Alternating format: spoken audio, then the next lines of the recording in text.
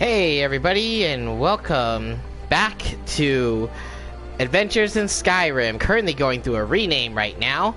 It's gonna be called Misadventures in Nordland. Tonight, it's Mario Party Wars' Professor Spam, aka the Green Berserker, aka Paul Pablo. Tuning in tonight, it will be my official second night of streaming. Yay! So, this time, last time on Misadventures in Nordland, we crossed the border, and on top of that, almost got sent to the chopping block until a very lovely dragon came and killed everybody in Helgen. It's the price for escape, right? So, after going through and escaping Helgen, we ended up running through Riverwood and getting some shelter there, and at the same time help bolster, and at the same time go through our very first dungeon, Bleak Falls Barrow, which was also sort of like a tutorial dungeon, I guess you could say like that. And we were on a quest to get Lucan Valerius's golden claw back, and at the same time we found a very unique dragon stone. After killing the Draugr that held that said Dragonstone, we returned the golden claw back and resumed our journey to Whitewood. Now, when we went to Whitewood, we were greeted very fantastically, and the series of adventures led us to Farengar, giving the Dragonstone and killing our very first dragon. So at the end of that whole fiasco with Whiterun, the Greybeards, the mystical dragon-speaking priests, monks, or wherever you want to call it, summoned us to High Hrothgar. And now, because Jarl Balgruuf said that we cannot deny the summons, we are now going to make that our next destination. But we made a quick stop in Riverwood just to do a few things, like do our very first side quest, paging Love Dr. Altair. So here we are back in Riverwood, and now let's resume the game.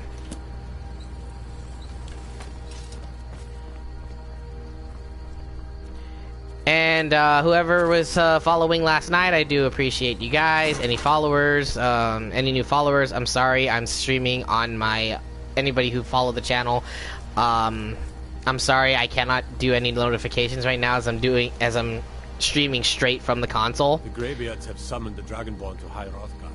Such a thing has not happened for hundreds of years. You know, the Whiterun Guard does have a point. There's a little bit of lore that goes behind what they say.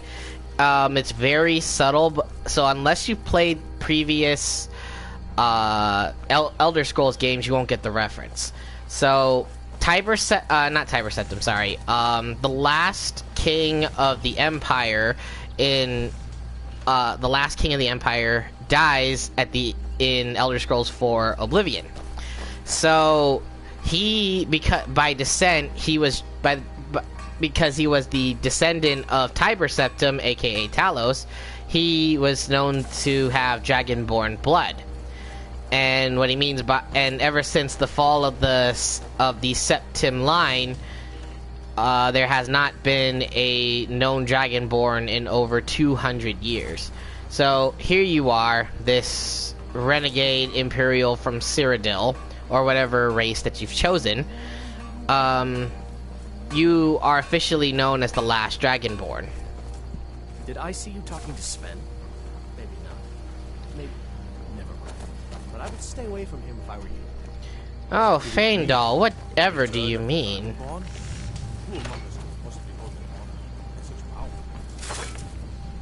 So, what we're gonna do here is we're gonna run through the blacksmith tutorial. Yes, actually. How about you smith me an iron dagger? Here's everything you need to make one. Go ahead. So we're gonna run through the basic tutorial for smithing. And while we're here, I might as well just take all these steel ingots and all these iron ingots. What's up with the elves, man? I mean, I actually like magic as much as, you know, a good puncture, you know, a good bow or arrow Why you gotta be so rude, man?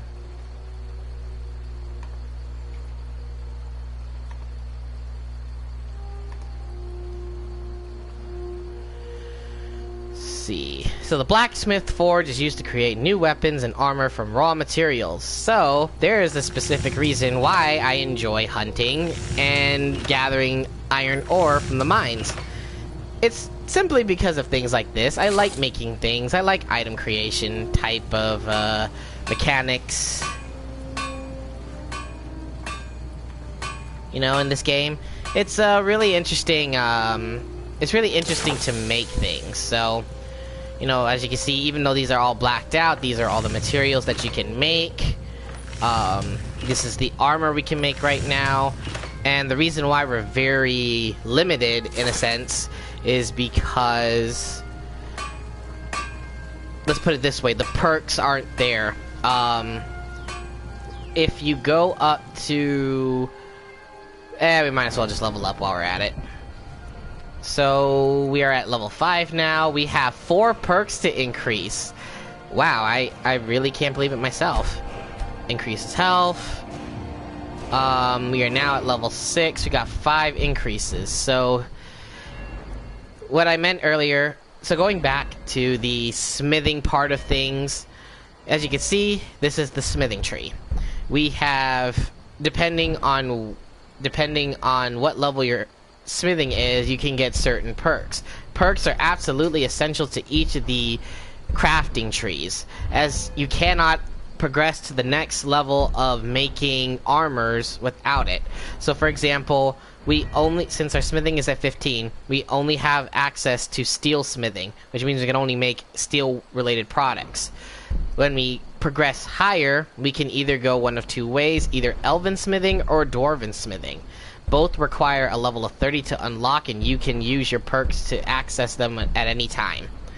So the more you increase your smithing level, the more you can gain access to higher level armors, both light and heavy. And if you do it just about right, you can also enchant magical weapons and armor. Which also ties into, you guessed it, the enchanting tree.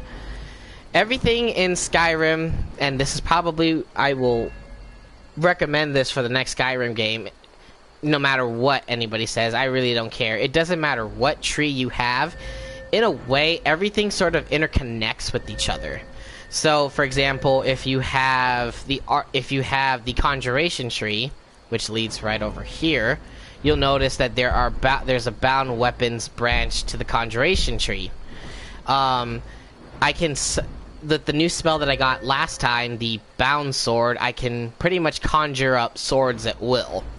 And because I can use those to attack people, I can use those to attack and kill people, it leads all the way back to the one-handed tree.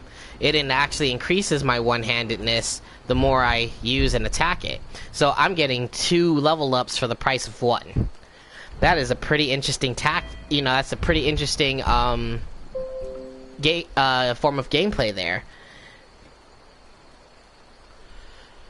And it's also what I love about this the most. I can intermingle skills at will depending on what spells that I do have. Everything just leads back to one another, which is freaking fantastic. Like, I cannot begin to describe how much adaptability and flexibility each of these skill trees can lead to, depending on how your playstyle is. So, we have 5 perks. We've been saving them, for a while. I think it's about time we kind of go and utilize them. So for my main skill tree, I'm going to increase the armor rating for 20% since I'm wearing light armor. Archery also will get a boost. One-handedness will also get a boost. I have to wait till I get up to level 30, and I think we can just stop there for the time being. So, let's resume our training session here.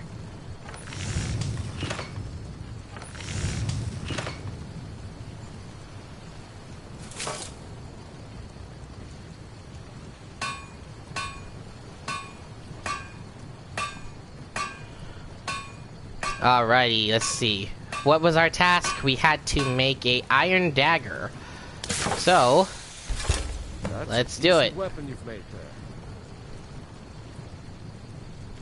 I'm being trained by Alvor himself. Whatever you need. Buy Ysmir if it's simple and strong. I can forge it. Not bad, but it's a little dull. How about you Here's sharpen an iron it up? dagger. Just need a bit of metal and the grindstone over there. Alright. Time to go and temper an iron dagger. I'll honestly admit, when I first did this, I thought smithing was boring in my first playthroughs. I was more of like a magic guy, kind of leading into it. But then I realized how much weapons were cool in this game, and I wanted to make my own. Like, each of the crafting trees, I favor a lot of the crafting classes more over than any of the battle classes right now. I mean, it's just so much fun to make things. Use the grindstone to improve weapons. All improvements require specific materials which you can buy or find in the world, which is also where the hide that I collected comes in. So I can temper the Imperial bow, the Imperial sword, and the iron dagger that I have. But since for the tutorial purposes, we'll just do the iron dagger. Oh, and the higher your skills go in terms of smithing, the more you can temper your weapons and armor to varying degree to higher levels of attack power and defensive capabilities. No, I'm not. Iron or steel is what you need. Leave that fancy elven stuff to the elves. Watch me make a dragon bow and shoot you in one go. Sorry about that, Alvor. I sharpened the iron dagger for you. This looks good. You put time into your blades. They'll serve you well when you need them. You want to keep helping? How about you make some armor? Let's start by tanning some leather on the rack. Ooh, tanning leather. That sounds so much fun.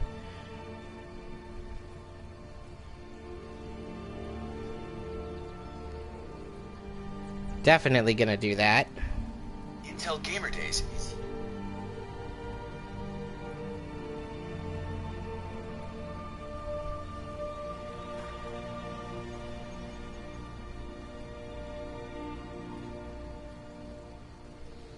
Definitely. All right, then.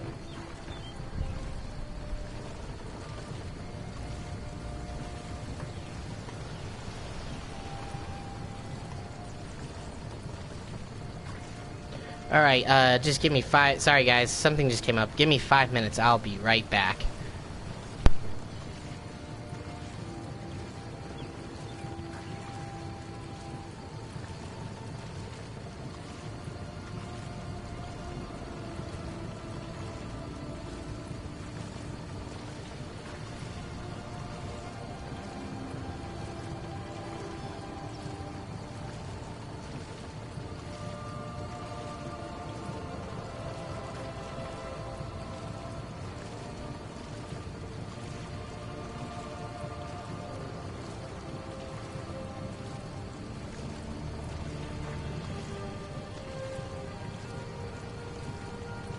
Sorry about that, guys. I'm back. Thank you so much for waiting, guys. Really appreciate it. Alright, so now that we tempered this fantastic iron dagger that we're making, we just have to give it to him now.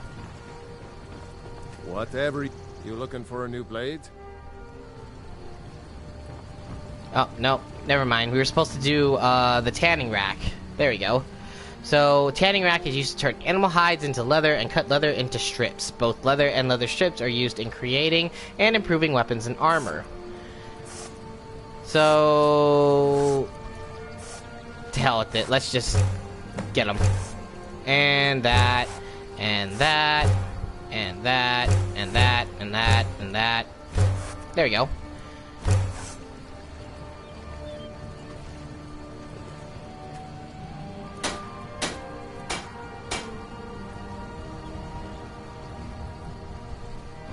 Ironist. I could forge it. Ah, good. A lot of weapons and armor need leather for straps, fittings, that kind of thing. Let's see if you can make a hide helmet. Here's the rest of what you need. Thank you. Aye. There's that leather. Let's make a hide helmet, guys. Let's get this done. Hey Sal, how you doing? Welcome to the stream tonight, man. How's it going? Tonight we are also joined by my voiceover, which is coming from the PS4, whom I've affectionately named Lydia.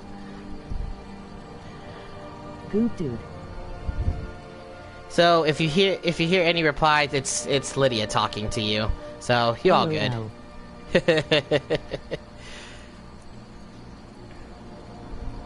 Do you want to create this item? Yes, I Nice to do, meet you, sir. Lydia.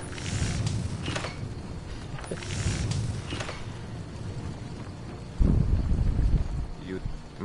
Here's a hide helmet for you, my good sir. I should hire you to be my assistant at this rate. Let's improve the fit. Take this leather to the workbench over there. Alrighty, let's go Aye. to that workbench. We are learning tonight, Sal. We are learning the fundamentals of learning how to make weapons and armor in Skyrim. This is Need basically something? this is smithing 101. Whatever you need. Buy smear if it's simple and strong. Now I just need to I can fine tune you. Hide helmet, craft. There we go. Now I gotta bring this You tempered looking hide for a helmet. new blade? Nope, Yes? I've tempered You the have hide helmet. talent. Fancy. Keep working at your craft, and you'll be a fine smith one day. Why don't you keep that dagger and helmet? Maybe you'll remember me when you're making Skyforge steel, huh?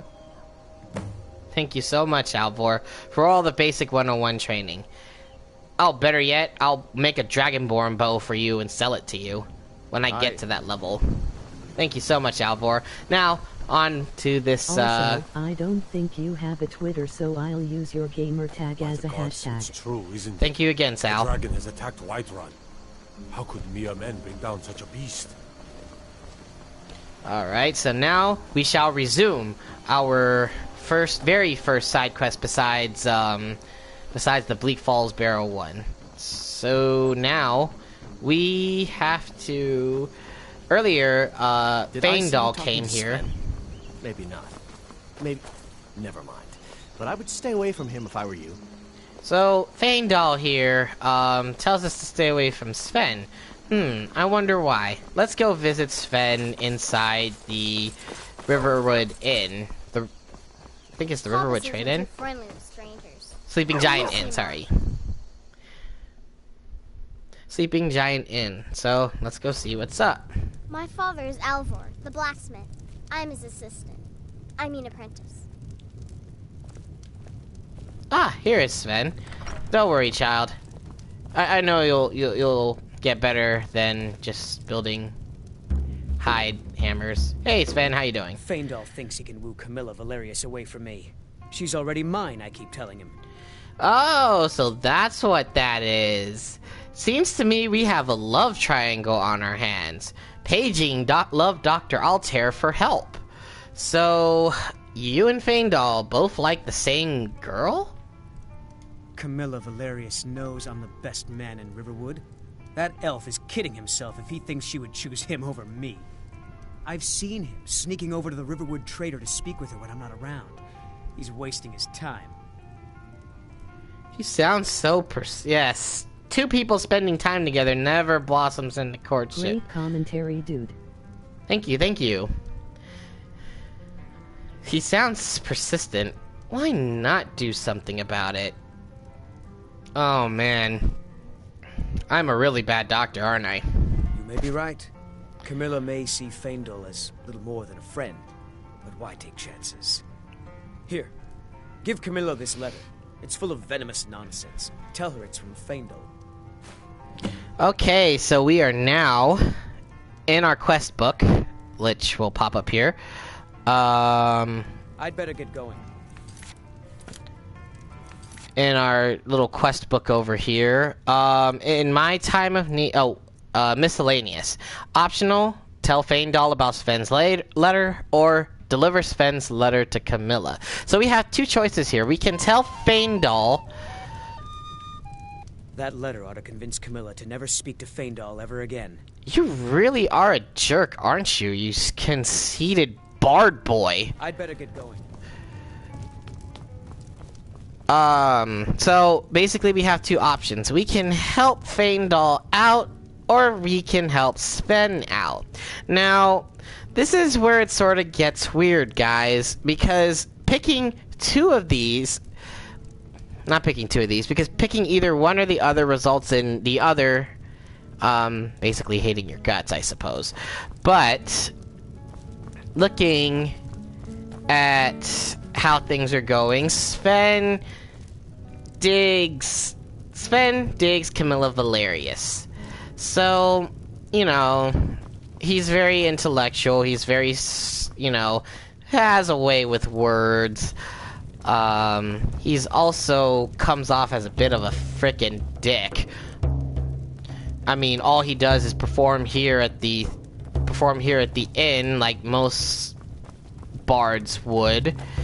He hardly ever does his work, as Feindal will tell you.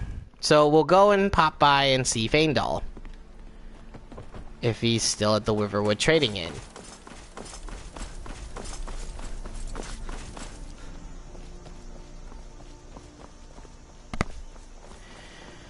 Is he there? Ah, here he is, Feindal. Riverwood's agreeable enough, I suppose, for a Nord village. What is that blowhard up to now? So, he thinks he can turn Camilla against me. Two can play at this. Sven wanted me to deliver this Give letter this to letter Camilla, saying it was and from tell you. her it's from Sven. Let's see what she thinks of him after reading that.